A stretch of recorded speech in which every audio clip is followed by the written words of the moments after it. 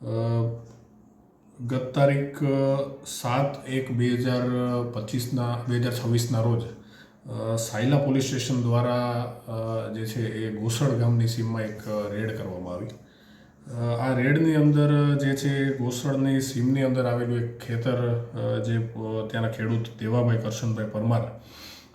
જે પોતે વાવણી ત્યાં કરતા હતા,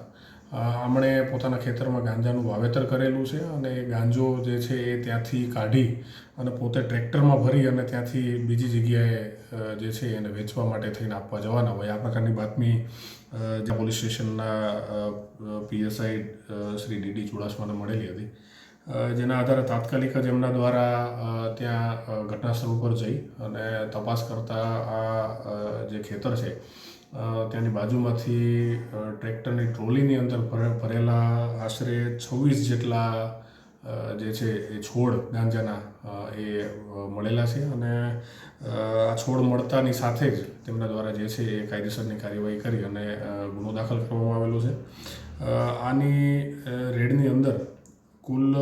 વજન જે છે એ 53 કિલો ને 150 ગ્રામ ગાંજાનો વજન જે છે એ અમને મળેલો છે, જેની કિંમત